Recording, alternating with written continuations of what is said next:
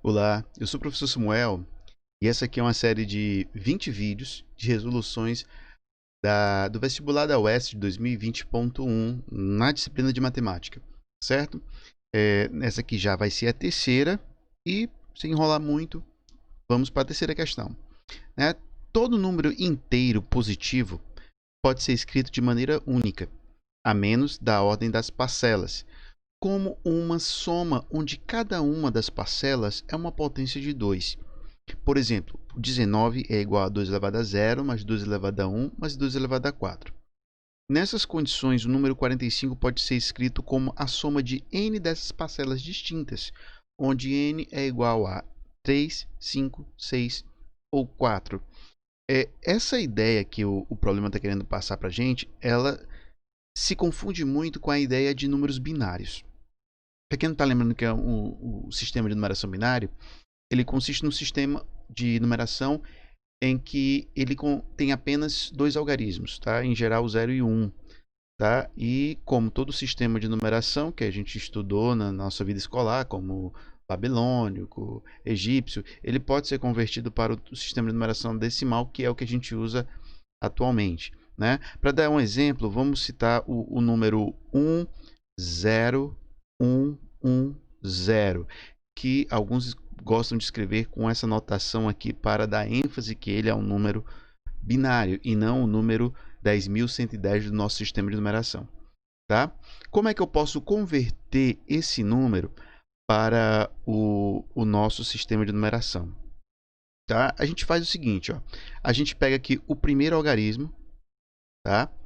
A gente chama ele de classe 0. Por que a gente vai chamar de classe 0? Para fins de explicação, tá? Alguns gostam de falar de primeira classe, mas para fins dessa explicação vou chamar de classe 0. Por quê? Porque ele vai ser o número que eu vou multiplicar por 2 elevado a 0, certo? Por isso que eu vou chamar de classe 0. O próximo, esse daqui, ó, eu vou chamar de classe 1. Por quê? Porque eu vou pegar este número e multiplicar por 2 elevado a 1. Tá? O terceiro, obviamente, que também é o número 1, ó, eu vou chamar de classe 2, porque eu vou colocá-lo como produto de 2 elevado a 2. Ok? Mas o próximo é 0, eu vou colocar, apesar de não precisar, né? Afinal o 0 vai multiplicar por ele e vai dar 0 também, um número de classe 3. E o último, né? Número 1, eu vou multiplicar por 2 elevado a 4, que eu vou chamar um número de classe 4. Tá? Quando a gente fizer essa multiplicação aqui, né? Esse aqui vai embora, esse aqui também. Qual é o número que eu vou obter? Eu vou obter aqui o 2, né? 1 vezes 2. Aqui eu vou colocar o 4. E por último, aqui eu vou obter 16. Então, o número em questão é 22. Tá? Eu posso fazer essa mesma experiência pegando qualquer número decimal e transformando também para número binário. Tá? É isso que a gente vai usar para resolver essa questão. Tá? Como é que eu posso fazer isso? Vamos dar um exemplo aqui de um outro número, o número 36. Tá? Como é que eu posso escrever esse número na sua forma binária? Vamos começar das classes mais superior possível. Né? Repare que, pelo exemplo anterior, cada classe era baseado no número de base 2. Né? 2 elevado a 0, 2 elevado a 1. Então, qual deve ser o expoente de 2 para que eu possa obter um número bem próximo do 36 sem ultrapassá-lo? Né? Eu acredito que seja o número 2 elevado... Deixa eu ver, 2 elevado a 4 é 16, 2 elevado a 5, 32, né? Então, 2 elevado a 5 é 32, tá? Mas, tirando 32, sobra 4, né? E já é um número de base 2, então é um 2 elevado a 2. O que isso quer dizer? Que se a gente for escrever esse número na base, na forma binária, o de classe 0, eu vou colocar 0, porque ele não entrou na minha contagem. O de classe 1, também vou colocar 0, pois não entrou na minha contagem. Classe 2, eu coloco 1.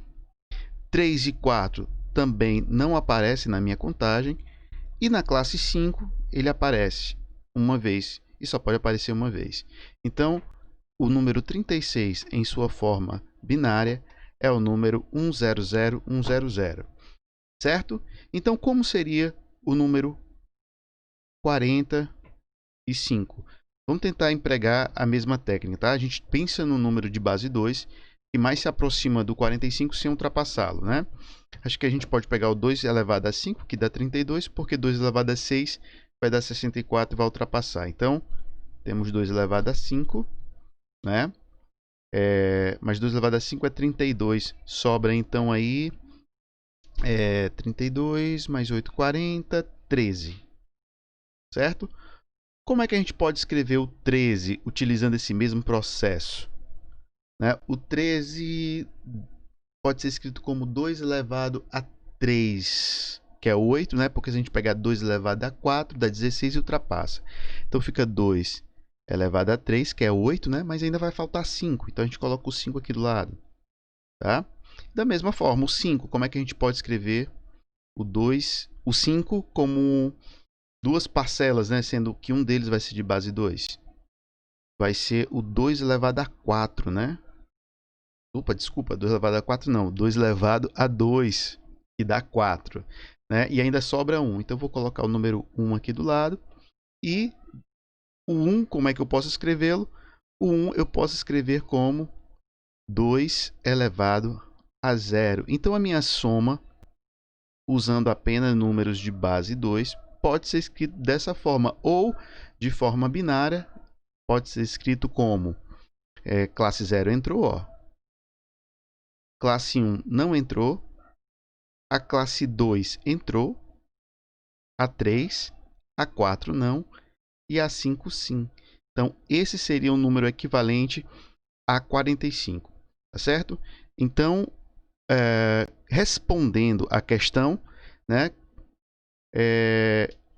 o número 45 pode ser escrito como a soma de n dessas parcelas, onde n é igual a quanto? Quantas parcelas foram necessárias? Foram necessárias 4. Então, a alternativa correta aqui é o item D. É claro que você não vai responder essa questão utilizando todo esse procedimento. Bastava você tomar o quê? Esse finalzinho, né? Pega o 45. Diz que ele é 2 elevado a 5, né? 32. Falta o quê? Falta 13. Aí 2 elevado a 4 passou, não. 2 elevado a 3, que dá 8. E vai somando cada número de base 2 até você encontrar o valor total. Né? Como ele só está perguntando a quantidade de parcelas, a alternativa correta é o item D, 4 unidades. Bom, pessoal, é isso. Tá? Fica aí com 2 vídeos, tá? O vídeo anterior, tá? E o vídeo mais recente. Tá? Bons estudos para vocês e se preparem para a prova que está chegando perto. Até mais.